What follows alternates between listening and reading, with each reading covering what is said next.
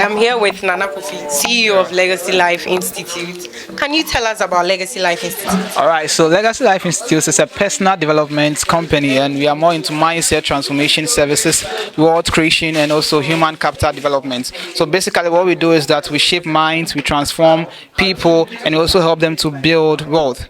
Yeah, so not just teaching them, to transform their mind, but also how they can also acquire wealth. Because I believe wealth is an important factor in the success journey. Yeah. So, listening to you speak, one thing I picked up was the fact that you should be conscious of the type of knowledge you, let me say, assimilate. Because there's the tendency of you to soak in knowledge that is bad for you, and then there's also the tendency to pick up one which is good for you. Exactly. So, I would like for you to talk more about why you should pay heed to the type of knowledge you assimilate in as an individual. Okay, the scriptures makes us understand that the lack of knowledge makes people perish, and this knowledge there is a specific body of knowledge. We have different types of knowledge. We have the noxes, we have the pignosis, we have the noxia. So there are a lot of bodies of knowledge available, but you need to know what you want to achieve. Then you go for that body of knowledge. Imagine someone who wants to become a footballer, always listening to musicians. How are you going to get to that? It doesn't tally. So you need to be conscious of the knowledge, and not even just any knowledge, but the knowledge of truth, because you can be living your life based on a knowledge of a lie. That's why you have false doctrines, and people are living their lives on these doctrines.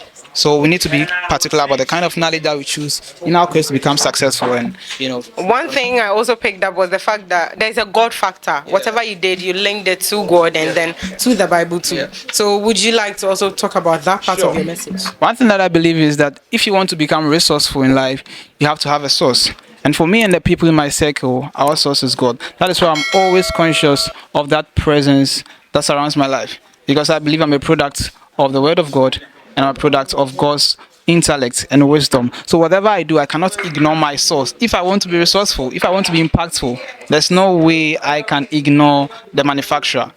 Exactly. So you take yourself like an iPhone. The only way you can get to use the iPhone very well is when you get to understand the intention behind the creation of the iPhone. So you go back to the manual. That's why we have something called manual. So for me, my manual is God. That makes me to function appropriately and effectively. Yeah. Yes, indeed, his manual is God, and it is evident in his life. The next question I have for you is that some people missed it, So I would like you to give us a brief or summarize your message for us, so that our viewers who are unable to attend today's program would have an idea of what you spoke about. Sure. All right. So basically today I had talked about the power of knowledge for a transformed mind in living a purposeful life. And this is particular to me because in as much as we want to have a renewed mindset, the knowledge that we are using to renew our mind is very important. And in as much as we also want to live a purposeful life, our mindset is very needed. So I said something that the effectiveness of fulfilling your purpose in life is tied to the efficiency and sufficiency of knowledge.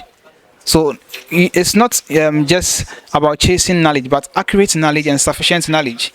You might have knowledge, but if that knowledge does not help you to acquire the result that you want, then you need to maybe upgrade the knowledge. That's why even in phones we have something like updates. You have to update the software. Maybe it's an app, you have to update it. So there's that need or that challenge for you to always be updating yourself. So basically what I talked about today is how you can identify the right bodies of knowledge to elevate you into the next stage of your life. Okay, so the last question I have to ask you is that if there's anyone out there watching who wants to maybe step into your shoes or probably go the line you've told, what will you tell the person, and then what are some things the person should look out for? The first thing that I would tell the person is believe in yourself that you can do it. There are some doctrines that go around saying you can believe in God, but don't believe in yourself, because believing in yourself is like you think you can do it. But that is false. Why? Because the God that we are always talking about is a God that doesn't live outside of us. The God lives in us, as Paul said to the people in Athens. And so when we're able to believe in ourselves that we are capable of becoming whatever we want to become, that is the surest way to become that which you desire. So Napoleon Hill made a statement that whatever the mind can conceive and believe, not just conceiving an idea, but believing that idea, that image that you have can be achieved, then you can become successful. So if you want to step into this pathway, these are the three things I'll tell you. Conceive an idea, believe that you can manifest that idea, then go ahead to achieve it, and you will achieve outstanding results. Yeah. Thank you for your time, and I'm sure our viewers, even though they weren't here, have learned a lot from the little you've told us. All right, sure.